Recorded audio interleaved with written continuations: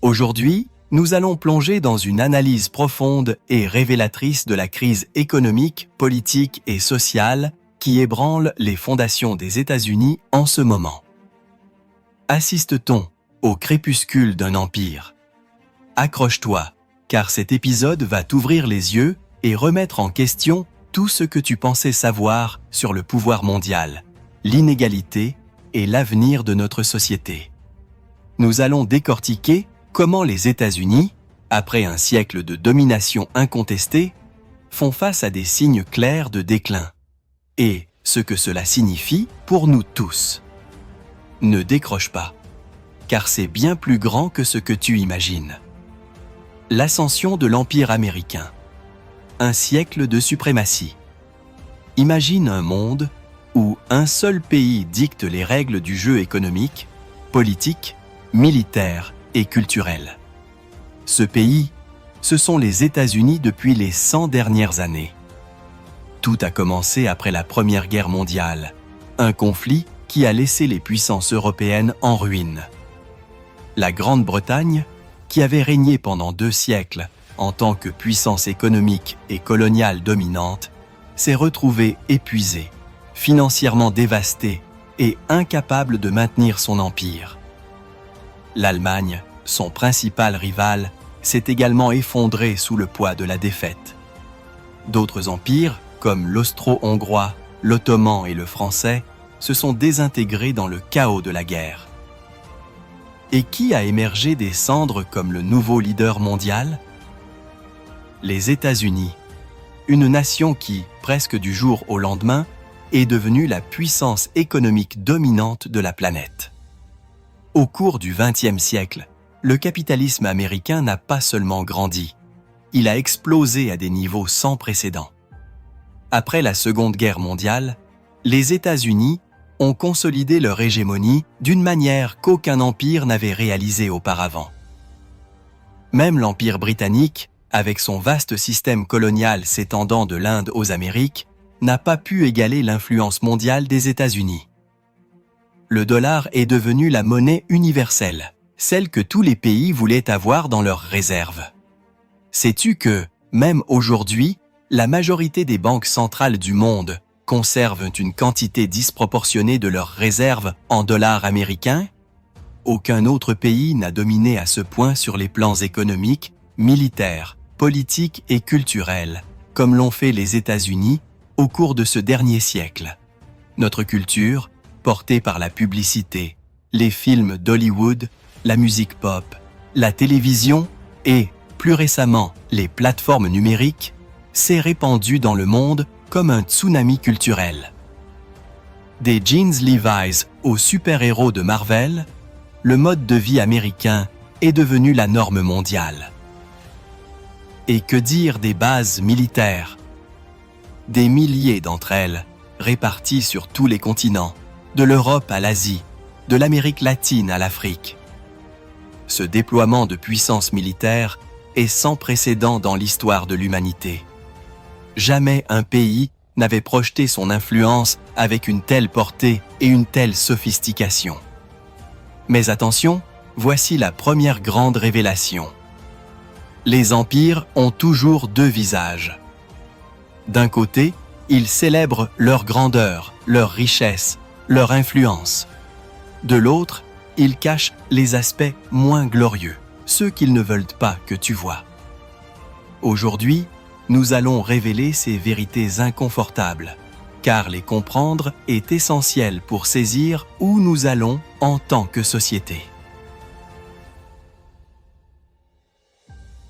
L'ombre de l'empire. Contradiction et dissimulation. Les empires, comme toute force puissante, sont des maîtres dans l'art de la contradiction. Tout en vantant leur pouvoir et leur richesse, ils dissimulent leurs défauts et les conséquences moins agréables de leurs actions. Laisse-moi te donner un exemple qui va te surprendre et qui illustre parfaitement cette dualité. À la fin de la Première Guerre mondiale, l'Empire russe s'est également effondré, tout comme d'autres grands empires de l'époque. Mais sa chute a pris une tournure inattendue et unique. Au milieu du chaos, un petit groupe politique, le Parti ouvrier social-démocrate russe, dirigé par les bolcheviks, a saisi l'opportunité pour prendre le pouvoir dans un empire en ruine. Ce groupe a proclamé un système opposé au capitalisme, ce qui a provoqué la panique chez les puissances occidentales, en particulier aux États-Unis. Mais attends une seconde, était-ce vraiment une menace aussi grande qu'on nous l'a fait croire ? En 1917, la Russie était un pays arriéré, avec une économie faible et une population majoritairement analphabète et paysanne. Comparée à la puissance industrielle et économique des États-Unis, la Russie était insignifiante. Pourtant, la peur du socialisme était si grande que les États-Unis, avec la Grande-Bretagne, la France et le Japon, ont envoyé des troupes en Russie pour tenter de renverser ce nouveau gouvernement socialiste. 10 000 soldats américains ont débarqué en Russie dans ce but. Maintenant, pose-toi cette question. As-tu déjà entendu parler de soldats russes essayant de renverser le gouvernement des États-Unis ? Exactement, ça n'est jamais arrivé. Alors, qui était la véritable menace ? Ce sont le genre de questions que les empires ne veulent pas que tu poses, car elles révèlent les fissures dans leur discours. Tout au long du XXe siècle, les États-Unis ont construit une image d'eux-mêmes comme défenseurs de la liberté et de la démocratie, mais leurs actions racontaient une histoire différente. Des interventions militaires en Amérique latine aux opérations secrètes en Asie et en Afrique, la puissance américaine s'est projetée sans relâche, souvent avec des résultats dévastateurs pour les populations locales. Eh bien, qu'on ait toujours présenté l'Union soviétique comme le grand ennemi, la réalité est qu'elle n'a jamais eu le pouvoir économique, militaire ou culturel pour défier les États-Unis de manière crédible. Le récit du « danger rouge » était, en grande partie, une distraction pour justifier le contrôle mondial et minimiser les contradictions internes de l'Empire américain. Commences-tu à voir le schéma ? Les empires cachent toujours les parties d'eux-mêmes qui ne correspondent pas à leur image de grandeur. À le sommet du pouvoir, une richesse inégalée. Faisons un voyage dans le passé pour comprendre comment nous sommes arrivés au sommet. Dans les années 70, les États-Unis étaient à l'apogée de leur pouvoir. Imagine ceci, un pays si riche qu'il pouvait maintenir un réseau mondial de bases militaires tout en offrant à sa classe ouvrière un niveau de vie supérieur à celui de toute autre nation. Le capitalisme américain était une machine imparable, bénéficiant de l'absence de concurrents sérieux. La Première et la Seconde Guerre mondiale ont laissé l'Europe et l'Asie en ruine, tandis que les États-Unis en sont sortis pratiquement intacts, avec une économie renforcée et une industrie en plein essor. Cela leur a permis d'accumuler une richesse et un pouvoir sans précédent dans l'histoire. Notre culture est devenue la norme mondiale. Des films d'Hollywood au restaurant de restauration rapide, le rêve américain s'est vendu comme le modèle à suivre. Qui ne voulait pas vivre comme les Américains, avec leurs maisons de banlieue, leurs voitures neuves et leur mode de vie consumériste?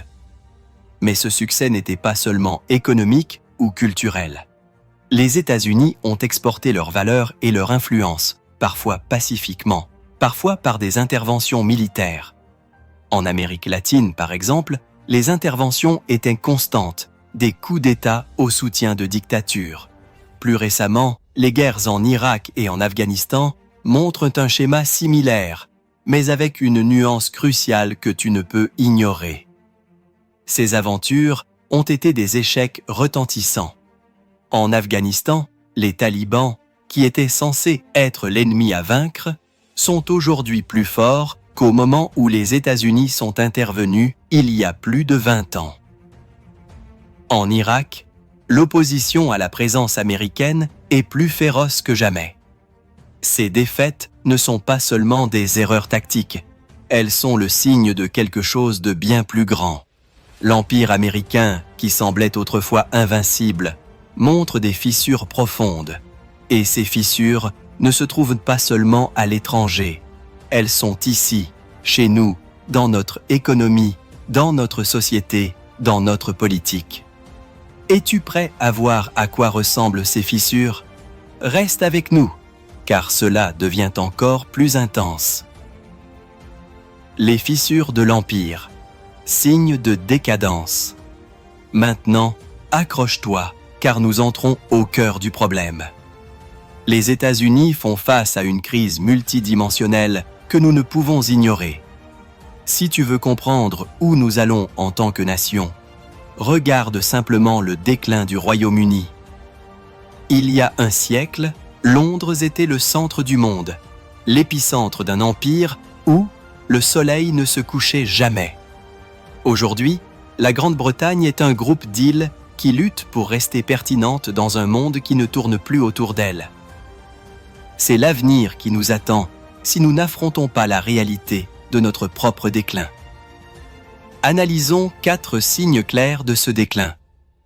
La réponse au Covid-19, la détérioration des infrastructures, l'inégalité économique extrême et la polarisation sociale et politique. Prête attention, car ces données vont te laisser bouche bée. 1. Le désastre du Covid-19. Commençons par la pandémie qui a changé le monde.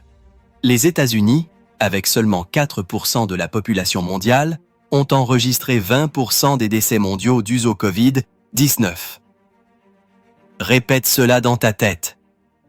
Nous sommes l'une des nations les plus riches de la planète, avec un système de santé avancé, des universités d'élite, des hôpitaux de pointe et une industrie pharmaceutique puissante. Nous disposons de cliniques, de laboratoires et d'entreprises qui produisent des dispositifs médicaux de dernière génération.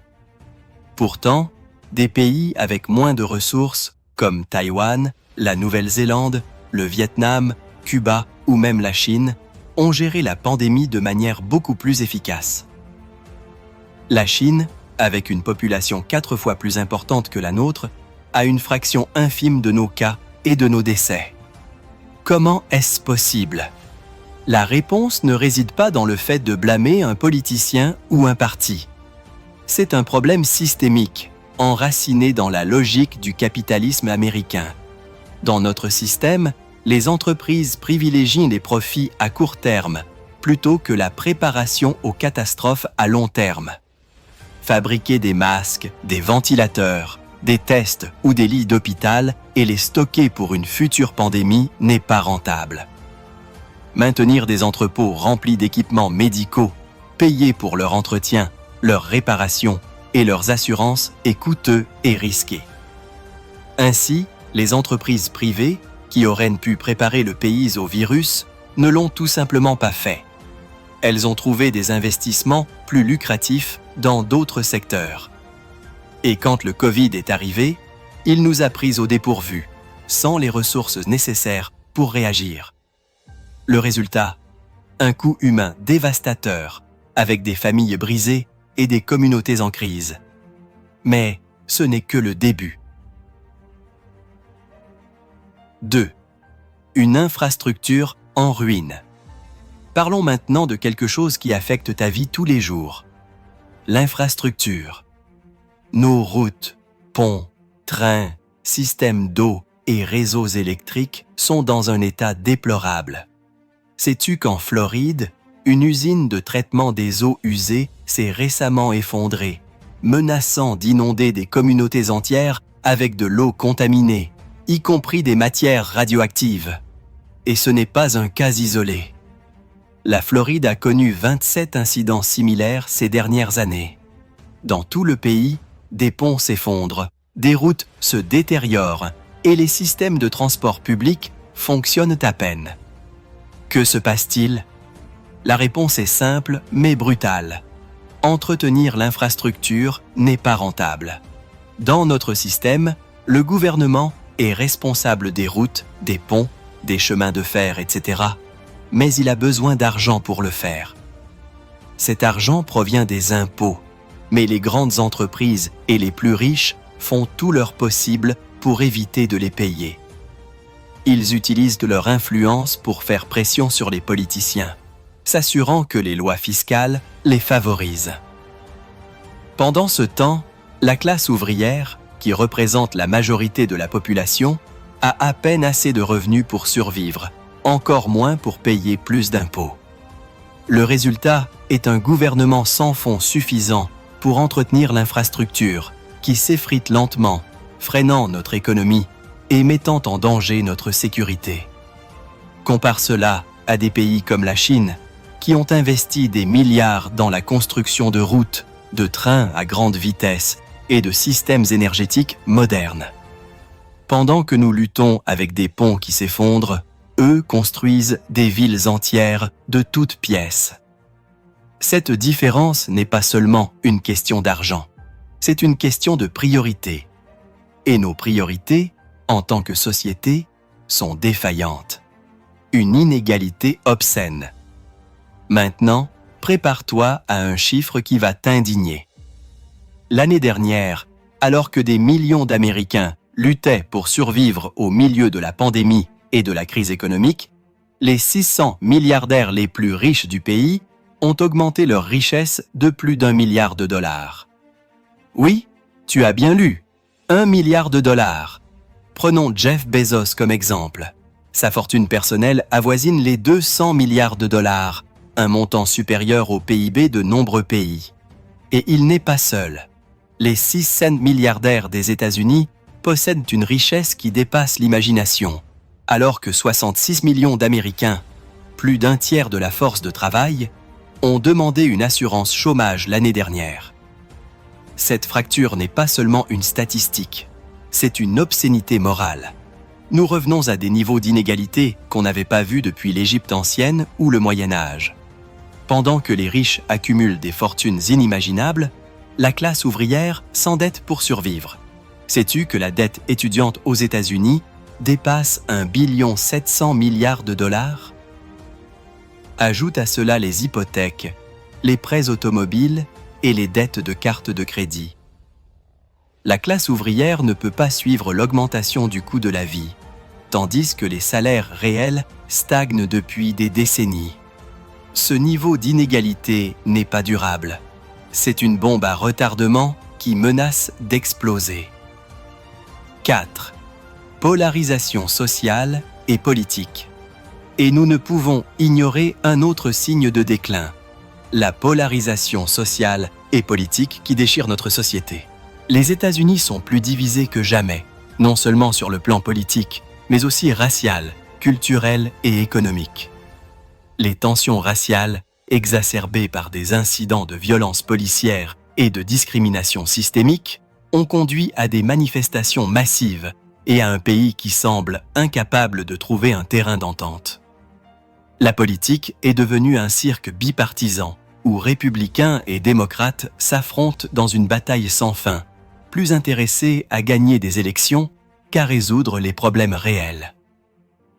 Cette polarisation n'est pas seulement un symptôme de notre déclin, elle en est aussi une cause.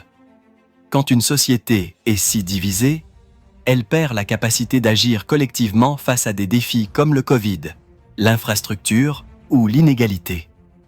Et pendant que nous sommes occupés à nous battre entre nous, les élites économiques et politiques continuent de consolider leur pouvoir, s'assurant que le système continue de fonctionner en leur faveur. Le nouveau concurrent, la Chine et le transfert de pouvoir.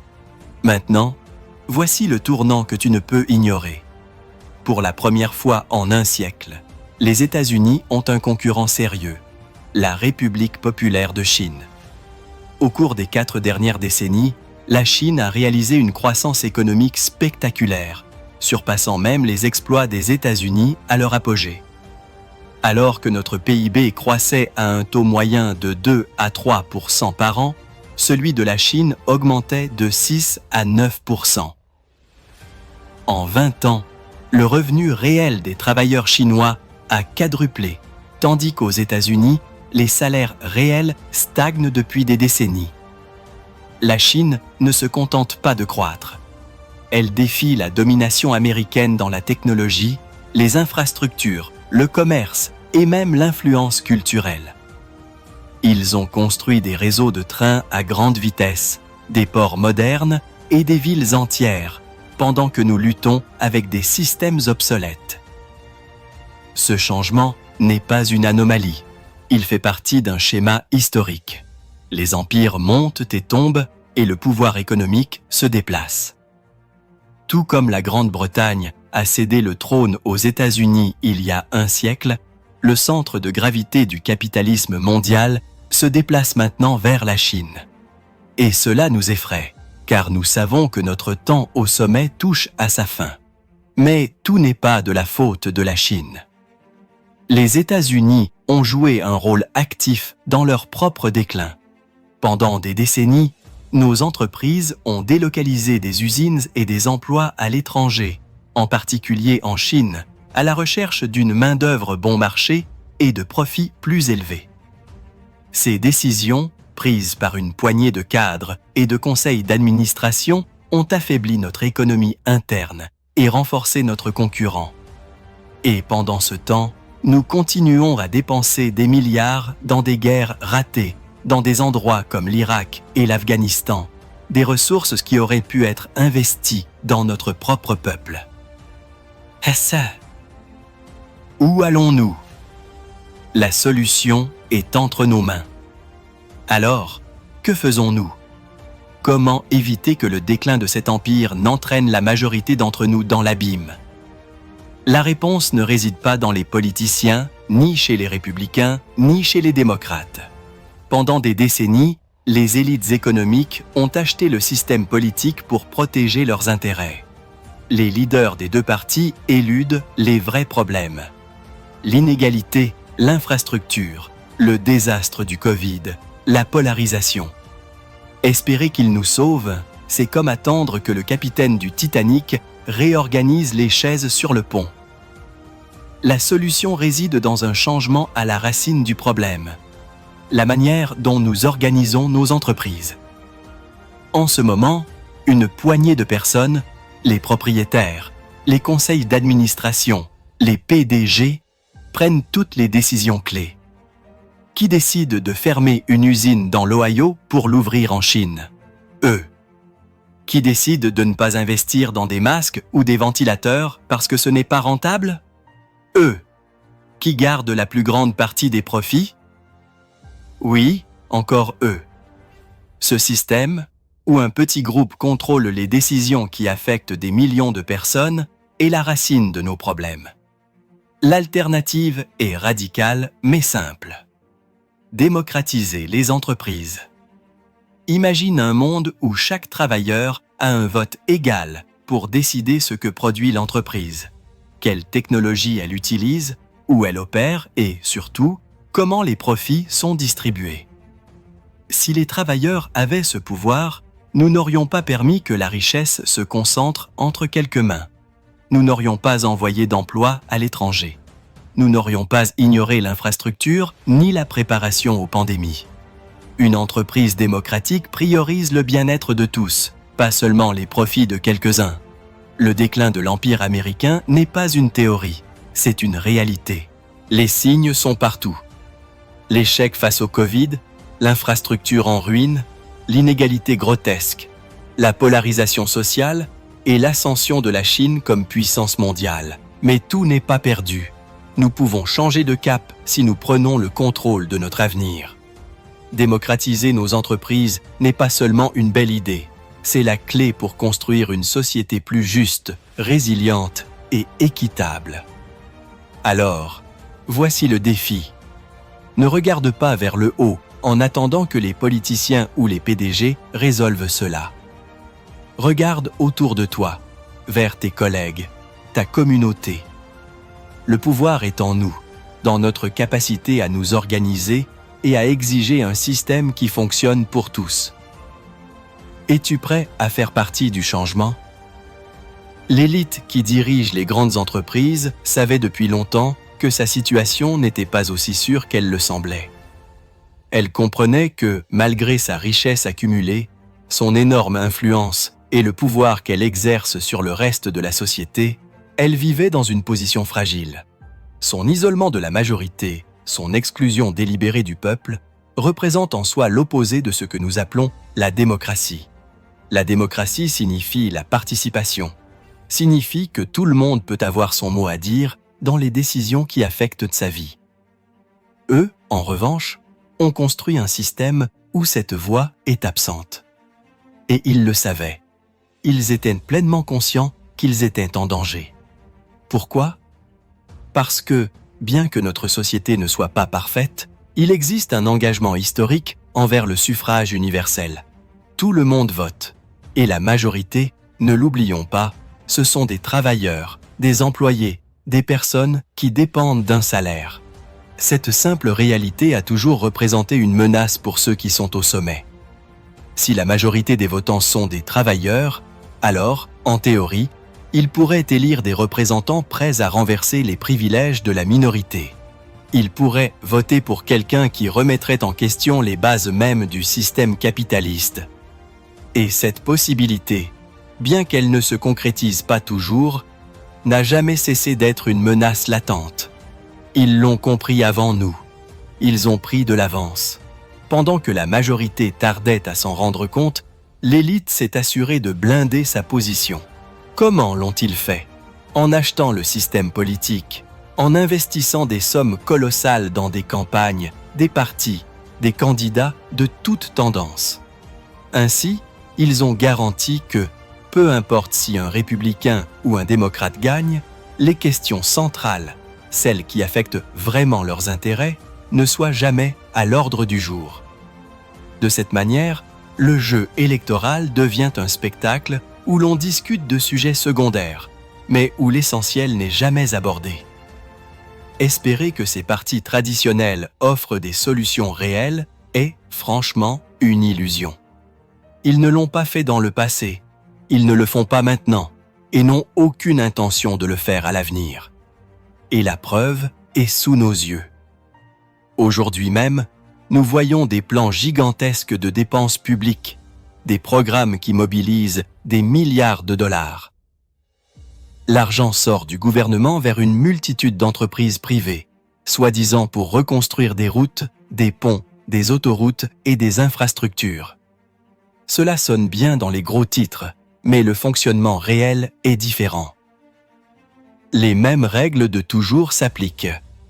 La répartition est conçue pour que les grands entrepreneurs empochent la plus grande part, pour que les projets soient décidés selon leurs propres intérêts, et pour qu'en chemin, ils saisissent l'opportunité d'automatiser et de réduire encore plus le besoin de main-d'œuvre. Le résultat n'est pas un bénéfice partagé, mais un renforcement du même modèle. Quand ces programmes se terminent, ce qui reste n'est pas un pays plus fort ni plus juste. Ce qui reste, c'est la même structure de toujours, un système conçu pour garantir que ceux d'en haut restent au sommet. La maximisation des profits est leur priorité absolue, et cette devise n'a jamais signifié autre chose que préserver leur pouvoir au détriment de tous les autres. Voici le point central. Si nous voulons résoudre le problème, il ne suffit pas de gérer la crise comme jusqu'à présent. Nous ne pouvons pas continuer à accepter que le poids du déclin économique retombe toujours sur la majorité, pendant que l'élite protège sa fantaisie de domination mondiale. La véritable solution passe par la transformation de l'organisation des entreprises. Il y a plus de 100 ans, certains le signalaient déjà.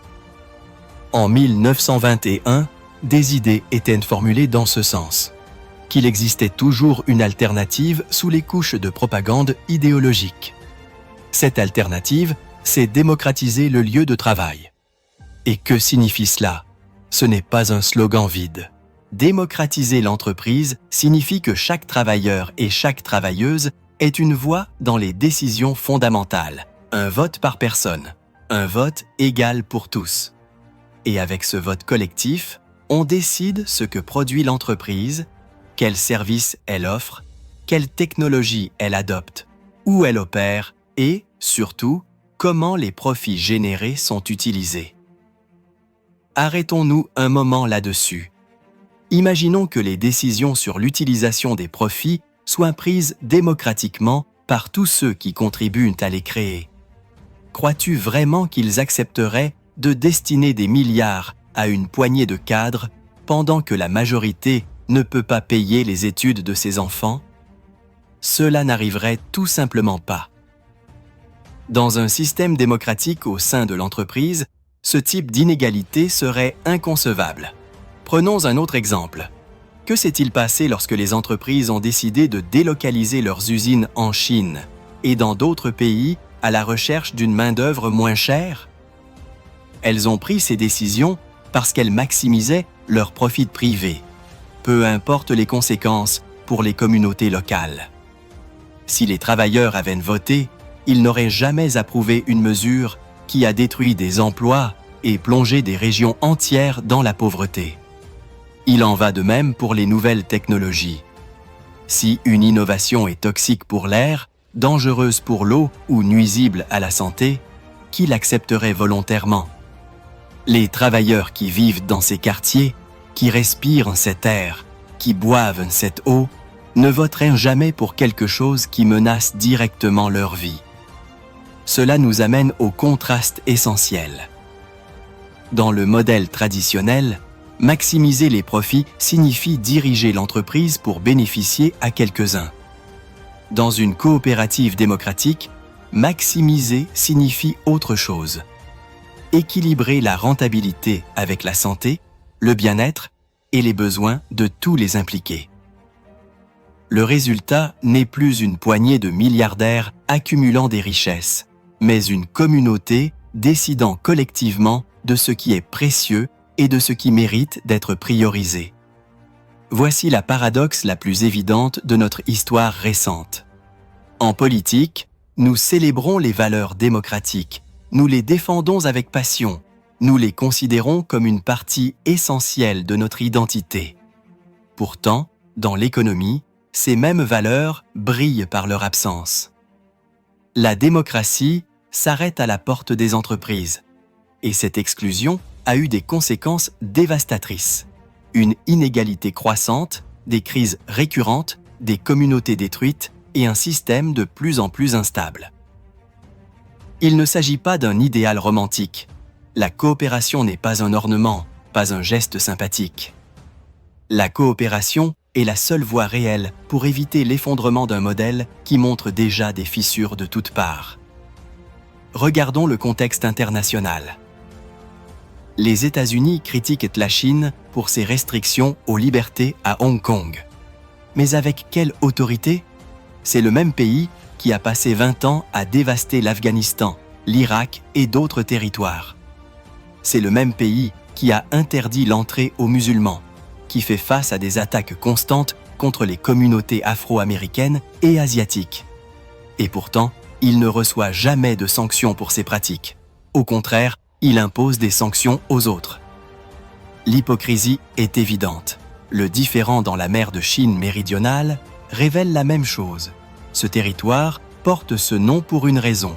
Il est là-bas, à l'autre bout de la planète. Et pourtant, les États-Unis interviennent comme s'il s'agissait de leur propre jardin. Vous ne verrez pas la Chine déployer des flottes dans les Caraïbes pour contester l'influence américaine. Le double standard saute aux yeux. Et tout cela n'est qu'un signe de ce que nous avons déjà dit. Un empire en déclin, s'accrochant à un pouvoir mondial qui s'effrite. Le tableau d'ensemble nous mène à une conclusion inévitable. La transition vers des entreprises démocratiques n'est pas seulement une question de justice, pas seulement un idéal d'égalité. C'est la seule manière pratique d'avancer. C'est la seule façon de répondre aux besoins de santé publique, de valeurs égalitaires, de durabilité à long terme. Si ce changement n'est pas fait, l'avenir apportera plus de la même chose. Des crises, des inégalités et le poids de la décadence déversé sur la majorité. Cette perspective devrait suffire à nous convaincre, car l'histoire nous a déjà donné assez de preuves. À maintes reprises, la même recette a été appliquée, et à maintes reprises, les résultats ont été les mêmes. Ceux d'en haut ont protégé leur position, et ceux d'en bas ont payé la note. Si nous voulons un dénouement différent, l'organisation des entreprises doit être transformée. Démocratiser le lieu de travail est la clé. Il n'y en a pas d'autre. Tout ce qui existe, tout ce que nous observons, vit dans un état de contradiction permanente. Notre système économique n'est pas une exception. Et c'est dans ces contradictions que s'ouvre la possibilité du changement. La question n'est pas de savoir si la transformation est possible. La question est de savoir si nous sommes prêts à la revendiquer. L'élite, en outre, a perfectionné l'art de se présenter comme salvatrice.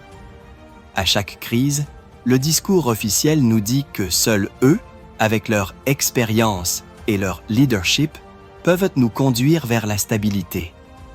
Mais ce qu'ils font réellement, c'est utiliser les urgences comme des opportunités.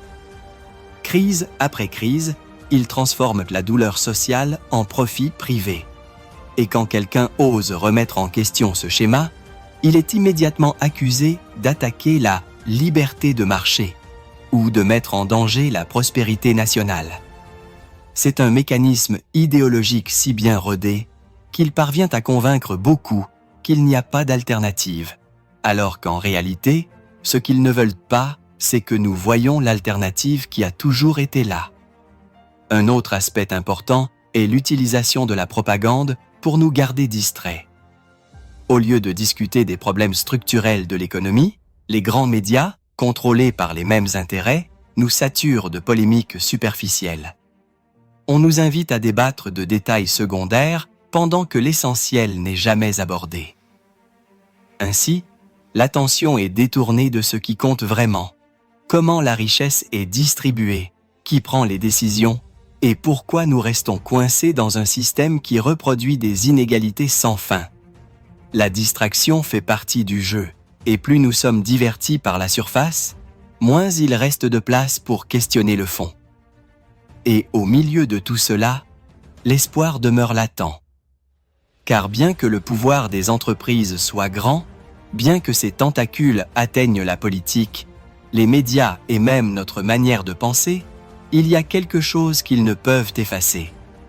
L'intuition collective que les choses pourraient être organisées autrement. Cette idée n'a jamais complètement disparu. Elle résiste dans chaque travailleur qui sait que son effort vaut plus que ce qu'il reçoit, dans chaque communauté qui comprend que la coopération génère plus de bien-être que la compétition aveugle. Cet espoir est le moteur qui, tôt ou tard, peut transformer ce qui semble inamovible.